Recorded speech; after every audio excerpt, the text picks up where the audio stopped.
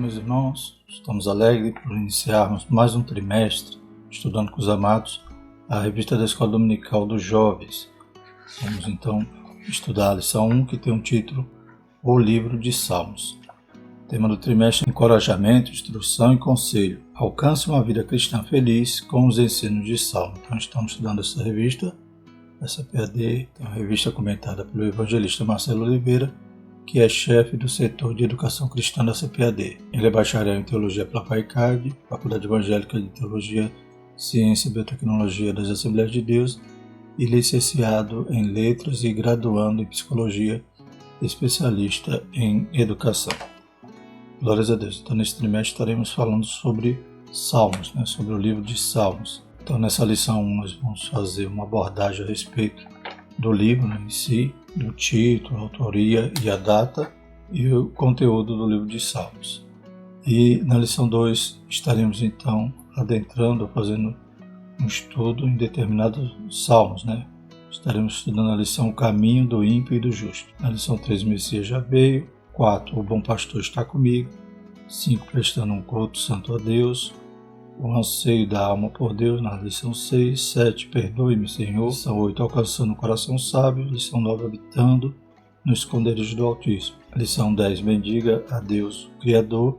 Lição 11, Livramento e ação de graças. Lição 12, Quanto amo a tua palavra. E lição 13, a beleza da unidade espiritual.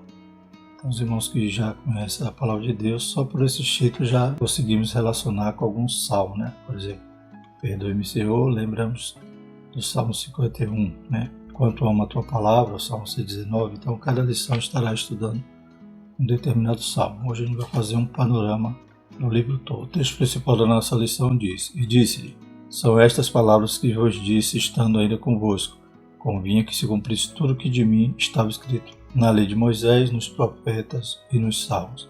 Lucas 24, 44. Então, o próprio Jesus ratifica o conteúdo desses livros, que são divinamente inspirados, e essa divisão, lei de Moisés, profetas e salmos, é a divisão da Taná, ou seja, da Bíblia hebraica do Antigo Testamento. Então era disposta nessa ordem e nessa divisão. Então Jesus está dizendo aqui que toda a Escritura falava a respeito dele. Resumo da lição: o livro dos Salmos nos ajuda em nossa vida com Deus. Ele nos permite potencializar nossa devoção ao Altíssimo. Então a gente aprende a adorar no livro dos Salmos. A gente vai ver aqui que é o divã da alma, aquele que vai tratar das emoções daqueles salmistas. Eles vão se derramar ali aos pés do Senhor, vão adorá-lo, vão reconhecer o seu socorro, o seu refúgio. Louvado seja o nome do Senhor. Então a gente vai ter um conteúdo muito profundo nesse estudo desse trimestre a respeito dos Salmos para a nossa vida devocional. Então que possamos desde já nos dedicando, e lendo os Salmos durante esse trimestre, para que até o final tenhamos concluído então esse livro, os 150 Salmos. Os objetivos da nossa lição são mostrar que Salmos é um livro que fala ao coração, explicar a composição e propósito do livro de Salmos, destacar os principais temas do livro de Salmos. Vamos fazer tudo isso de forma bem panorâmica, É uma lição introdutória, porém não daria para esgotar, e estudar todas as características desse maravilhoso livro. Glórias a Deus. Na orientação pedagógica da revista do professor, tem um quadro que mostra os salmos divididos em livros.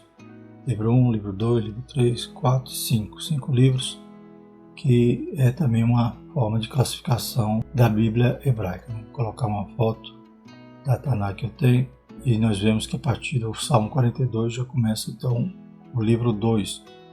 Então, essa classificação, provavelmente eram os rolos ali do Salmo, mas ficou assim na Bíblia hebraica. Então está dividido em 5 livros, sendo que na nossa Bíblia é um livro só, Salmos. Por essa divisão não distingue os propósitos. A gente vai ver aqui que do Salmo 1 ao 41, temos a maioria, a autoria de Davi, e aqui no quadro vai mostrar que o nome divino predominante nesse primeiro livro, Jeová, o Senhor. Temas frequentes: ser humano e a criação, e também há uma semelhança aqui com o Pentateuco, Então esse primeiro livro faz-se uma associação com o livro de Gênesis, pois, como a gente viu aqui, o tema frequente é o ser humano e a criação, e assim sucessivamente. Livro 2, a gente vai ver aqui a maioria de Davi e dos filhos de Corá, do Salmo 42 ao 72, vemos que o nome de Deus mais frequente é El, Elohim, e o tema frequente é livramento e redenção, então associa-se ao livro do Êxodo. Livro 3, 73 e 89, a maioria das composições é de Asaf, o nome de Deus que predomina é El e Elohim, e o tema predominante é adoração e santuário, então tem essa associação com o livro de Levítico. O livro 4, do Salmo 90 ao 106, a maioria de anônimos, autoria, o nome de Deus predominante é Jeová, o Senhor, tema frequente é o deserto, os caminhos de Deus, então associa-se ao livro de Números. E o 5º livro, do Salmo 107 ao 150, a maioria de Davi ou anônimos, autoria, o nome predominante de Deus é Jeová, o Senhor, os temas frequentes, a palavra de Deus e o seu louvor.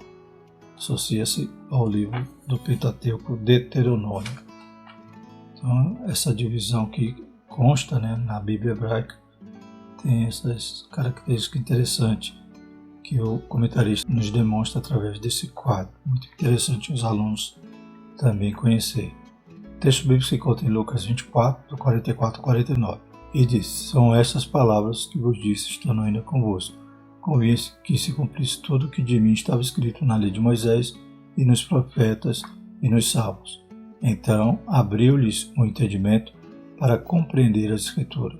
E disse-lhes: assim está escrito, e assim convinha que o Cristo padecesse, e ao terceiro dia ressuscitasse dos mortos, e em seu nome se pregasse arrependimento e a remissão dos pecados em todas as nações, começando por Jerusalém.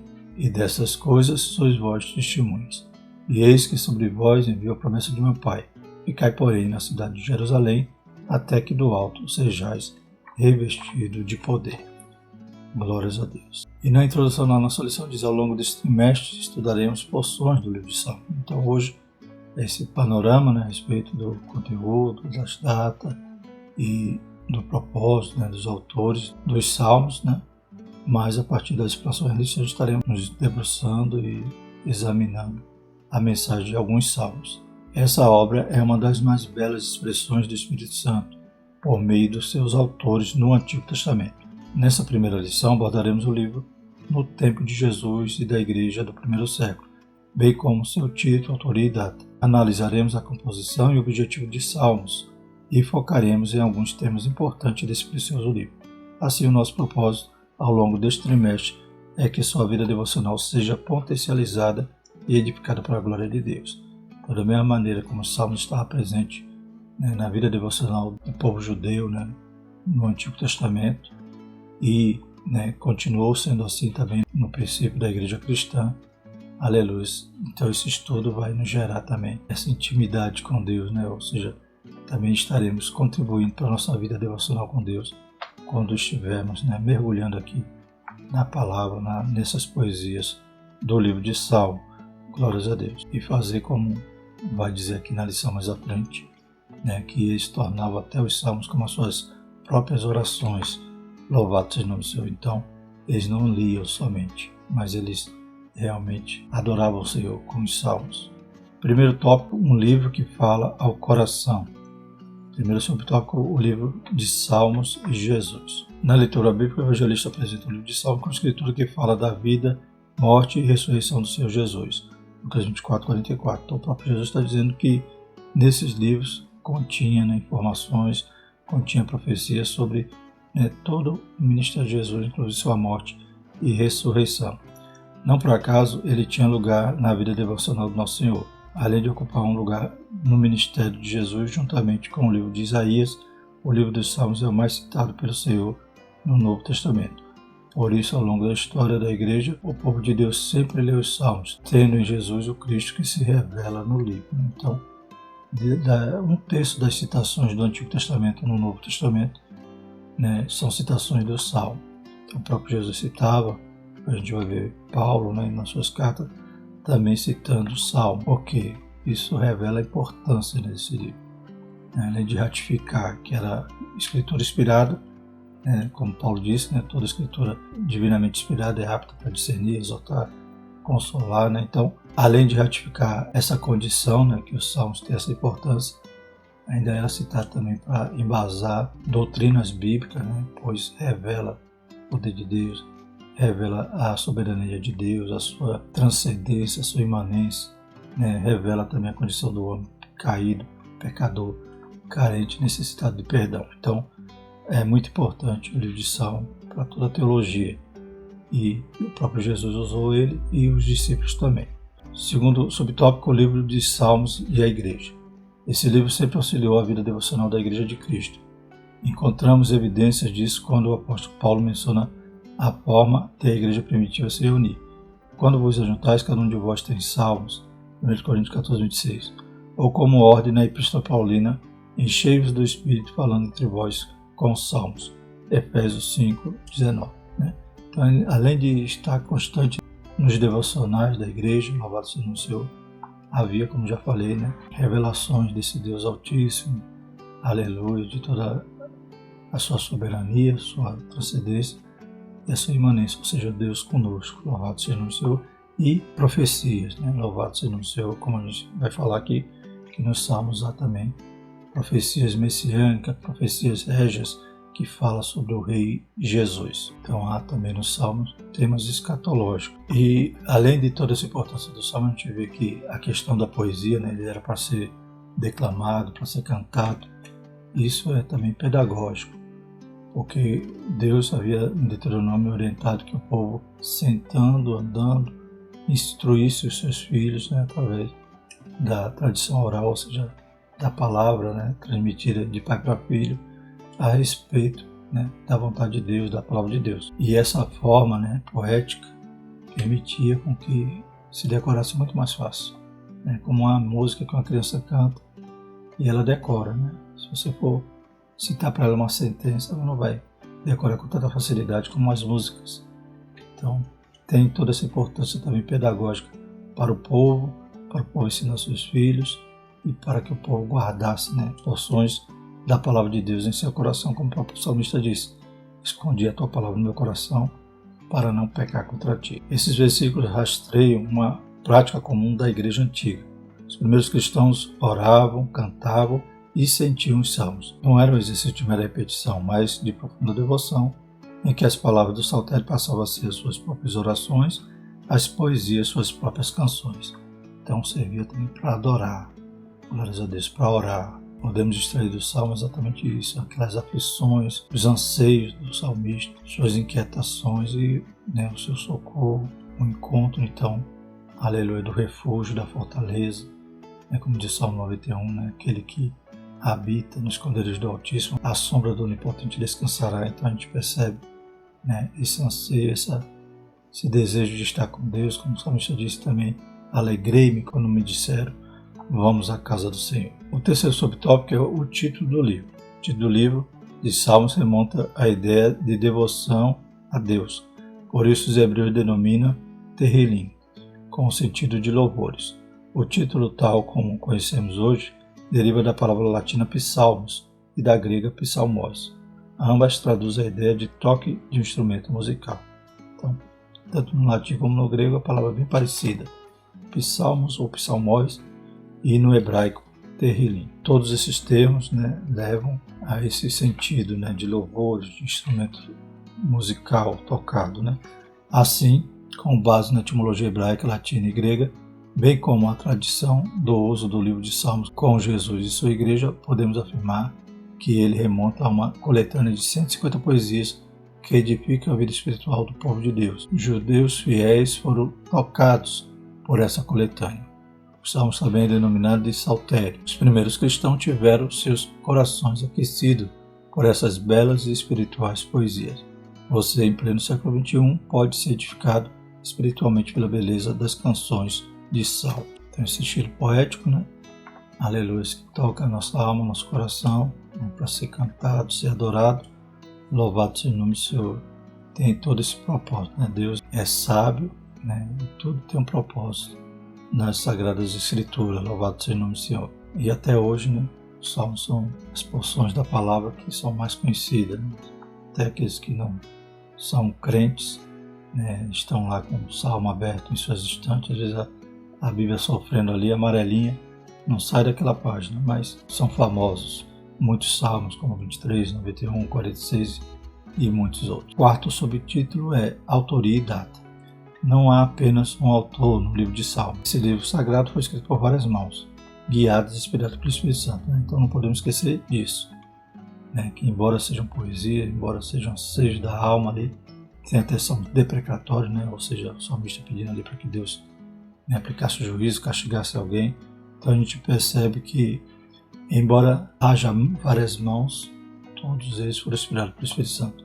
Deus permitiu, usou os seus servos, aleluias, e cada palavra que se encontra ali nos Salmos foi aquela que Deus queria comunicar-nos. Nesse sentido, metade das poesias de Salmos é atribuída a Davi.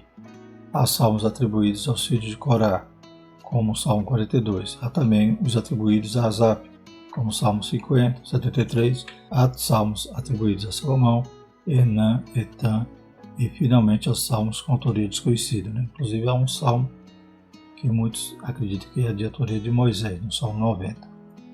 Quanto à data de autoria, podemos dizer que a maioria dos salmos foi escrita entre o século X a 5 a.C., embora, né, tem salmos do século XV a.C., né, da época de Moisés. Foram mais escritos a partir de Davi, que Davi houve essa dedicação ali de dividir os músicos, os levitas, e Davi também compõe. Assim, há os que foram escritos no tempo de Moisés, outros após o reinado de Davi e outros ainda após o exílio dos judeus. Portanto, esse livro abrange quase toda a história de Israel no Antigo Testamento. O segundo tópico diz composição e propósito de salmos. Primeiro subtópico, a divisão do livro de Salmos. Já vemos que o livro de Salmos é uma coletânea de 150 poesias. Como livro poético, ele está na mesma categoria de livros como Jó, Provérbio, Eclesiastes e Cantares. Essa coletânea de livros poéticos considerado baseado nesse estilo, né? Temos Salmos, Jó, Provérbios e Eclesiastes. Todos são livros poéticos, muitas das vezes classificados como sapiensais. Contudo, o livro de Salmos é formado de uma coletânea de 5 outros livros, né? Vejamos. Essa classificação de 5 livros, como já falamos, é a classificação que está na Bíblia hebraica. São 5 livros, como a gente já viu no quadro, né? O primeiro livro do Salmo 1 ao 41 é a coletânea de autoria de Davi, começando pelo Salmo 1, que é a introdução da primeira coleção, em que é descrita uma promessa para os que se entregam à palavra de Deus e um alerta para quem escolhe o conselho dos ímpios. Né? Os irmãos conhecem o Salmo 1, que diz: bem-aventurado o varão que não anda segundo o conselho dos ímpios, nem se detém no caminho dos pecadores, nem se assenta à roda dos escarnecedores. Antes tem o seu prazer na lei do Senhor, e na sua lei medita de dia e de noite. Então, esse primeiro livro começa com esse importante salmo. Livro 2. O segundo livro é formado de Salmo 42 a 132, de autoria variada, e essa coletânea traz orações pessoais de ações de graça. Livro 3. O terceiro livro é Salmo 73 a 89. A maioria desses salmos foi escrito por Asaf. É uma coletânea que descreve a vida de Israel como uma nação. Livro 4. O quarto livro é uma coleção dos Salmos 90 ao 106. Nesse livro, a fidelidade de Deus com Israel é cantada. Livro 5. Finalmente, o último livro é formado pelos Salmos 107 a 150. Uma coletânea que traz meditação da Palavra de Deus como referencial. Nela se destaca o maior livro de todo o livro, o Salmo 119, né, que é o maior livro da Bíblia. Louvado seja o nome do Senhor. Então, essa divisão é a que consta na Bíblia hebraica, né, como Nataná, né, aquela imagem que eu mostrei para os irmãos, que acaba um livro, né, e tem a indicação que inicia um novo livro. Segundo subtópico, classificação literária dos Salmos. Os Salmos são um livro produzido para ser cantado, declamado em voz alta. Por isso dizemos que ele tem 150 composições e não capítulos, né? Então, né, para a gente não errar mais, né, vamos dizer Salmo capítulo 23. É Salmo 23 porque cada salmo é uma composição. A gente sabe que a divisão de capítulo e versículo foi feita para facilitar a gente localizar, né, um verso na Bíblia. Mas como os salmos são composições isoladas, são poemas isolados, então não existe essa divisão. Ele é uma unidade. Então, o Salmo 23, o Salmo 91, então não existe capítulo. Nesse sentido, eles são poemas e, portanto, o livro é classificado literalmente como poético. Assim, os estudiosos costumam classificar os diversos salmos em categorias básicas, tal como Salmo de Lamentação, de Sabedoria, Régios, Régios quer dizer de rei, a princípio falando dos reis de Israel, mas apontando profeticamente para o Rei Jesus. De louvor, de ação de graça, proféticos e penitenciais, aqueles homens se humilhando, e confessando ali suas falhas, seus pecados diante de Deus. Essas categorias nos auxiliam na compreensão do livro. Então, o tema na realidade é variado, e há algumas classificações apenas didáticas para que a gente possa entender melhor os salmos. E o terceiro subtópico é o propósito do livro de Salmos. É importante ressaltar que os Salmos é um livro que há vários temas interdependentes. Nesse aspecto, podemos dizer que o propósito maior do livro de Salmos é expressar o sentimento mais íntimo da alma humana a Deus. Um dos aspectos mais belos desse livro, o Santo, é a imagem da alma humana se inclinando ao Deus Todo-Poderoso para confessar um pecado, como está lá no Salmo 51, verso 4. Chamar por auxílio, Salmo 109, verso 26, e reconhecer a grandeza divina, Salmo 33, verso do 6 a 8. É a alma do homem se dirigindo à presença do Deus Criador. Assim, o saltério cumpre uma função muito nobre na Bíblia, de nos aproximar de Deus Pai Todo-Poderoso. Então, esse devocional, essa comunhão, essa intimidade com Deus, a partir da confissão, a partir do homem se derramando ali na presença de Deus. Louvado seja o nome do Senhor. Então, o comentarista resume o propósito do livro como esse de expressar o sentimento mais íntimo da alma humana a Deus. São muitos propósitos, são interdependentes, como diz aqui, vários temas, mas em síntese seria esse o propósito final. Terceiro tópico, principais temas de Salmo. Então, mais uma vez, lembrando que a gente está fazendo aqui um panorama, algo bem sucinto, que não, a gente passaria uma lição inteira só para falar dos estilos, paralelismo, todas as características de Salmos, toda a forma de poesia que há nesse livro. Mas de forma sucinta a gente está aqui apenas fazendo uma introdução, para que a gente possa, nas próximas lições, estudar temas baseados nessas composições. Primeiro subtópico, Deus Criador e Sustentador. Então são os temas. Uma das imagens mais poderosas do livro de Salmo é a apresentação de Deus como Criador e Sustentador de todas as coisas. Do Senhor é a terra e a sua plenitude, o mundo e aqueles que nele habitam. Porque ele afundou sobre os mares e firmou sobre os rios. Salmo 24, verso 2. Aqui Deus é apresentado como um ser distinto da sua criação e ao mesmo tempo que sustenta e se relaciona pessoalmente com o que criou. Então Deus é distinto porque ele é transcendente, ele é maior, ele é excelso. Louvado seja o nome do Senhor, ele criou tudo, todas as coisas. E dele é toda a terra e sua plenitude, o mundo e aqueles que nele habitam. E vê essa distinção, o Criador é excelso. Uma mensagem consoladora dos Salmos quanto ao poder criador e sustentador de Deus é que não estamos sozinhos neste mundo, não pertencemos ao mundo que foi produzido pelo acaso. Então não é aquele Deus do deísmo, que acredita que Deus criou o mundo e foi embora. Então, embora ele seja transcendente, ou seja, ele é excelso, ele criou todas as coisas, porém, ele é imanente, ele está conosco.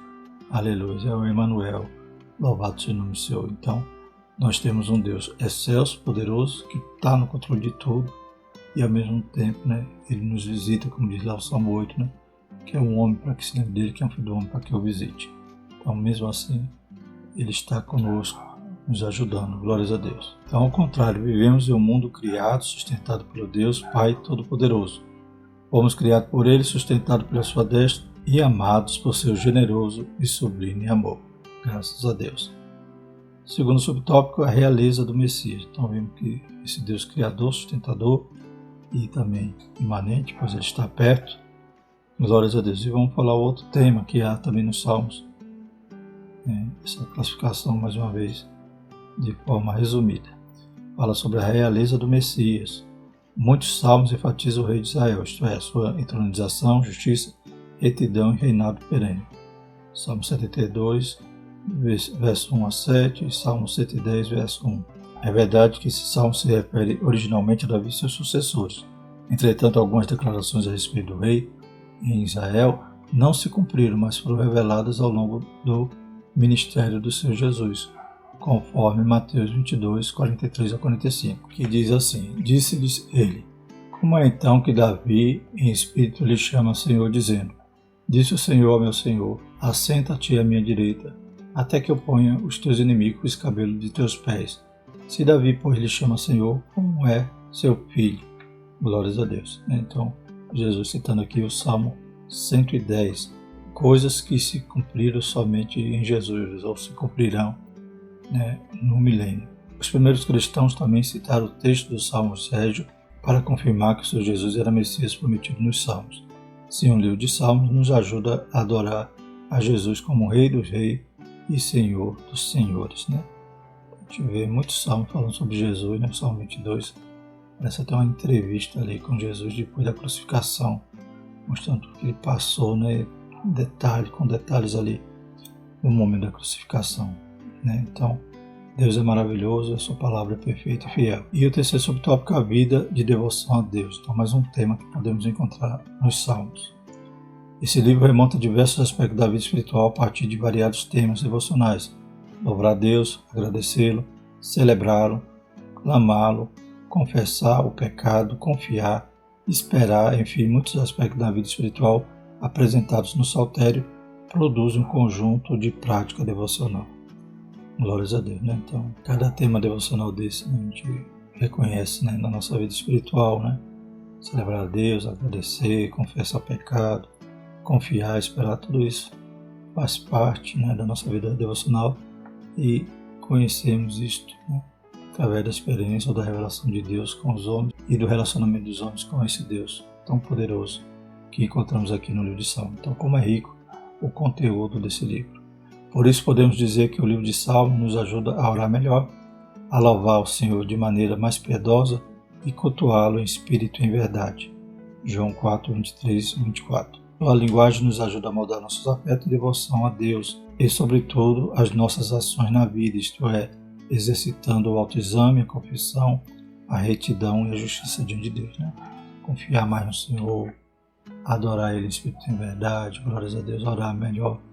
Tudo isso a gente pode desenvolver ao lermos o livro de Salmos. Glórias a Deus. Isso também a gente tem esse privilégio de estudar esse tema tão maravilhoso, que os jovens possam aproveitar, aleluia, e mergulhar mesmo, como falamos no princípio, aproveitar o trimestre para ler todos os 150 Salmos. Bendito é o nome do Senhor. A conclusão da nossa lição diz: nessa lição estudamos conceito, estrutura e propósito de alguns temas que perpassam o livro de Salmos. Vimos que esse livro era usado por Jesus e a igreja primitiva. Aprendemos que ele é muito proveitoso para potencializar nossa vida devocional diante de Deus. Assim, o nosso objetivo é que ao longo das 13 lições possamos orar melhor, adorar de maneira mais piedosa e servir ao Senhor de forma mais amorosa. Reconhecer, aleluia, que Deus é tremendo, é excelso, é soberano, é transcendente e ao mesmo tempo é imanente, pois está perto. Buscar o Senhor enquanto se pode achar, invocar enquanto está perto. E a próxima lição a gente vai falar sobre o caminho do ímpio e do justo. Glórias a Deus. Então vamos falar do Salmo 1. Bendito é o nome do Senhor. Vamos orar e agradecer ao Senhor. Soberano eterno Deus, te louvamos por mais um trimestre que inicia, Pai. Que essas lições também possam produzir, Pai, frutos maravilhosos em nossas vidas, Senhor Jesus. Principalmente como falamos nessa lição de hoje, Pai, a respeito da nossa vida devocional, Pai, nossa intimidade contigo. Deus Santo, aviva, Pai, a nossa fé, Pai, que possamos estar te adorando em todo tempo, em espírito e em verdade. Santifica-nos, Pai, para a glória do seu santo nome, para que possamos apresentar ao Senhor um culto racional, um culto agradável a Ti. Em nome de Jesus, nós pedimos tudo isso e te agradecemos. Amém. Que a graça do nosso Senhor Jesus Cristo, o amor de Deus e a comunhão do Santo Espírito permaneça sobre nós, hoje e para todo sempre. Amém.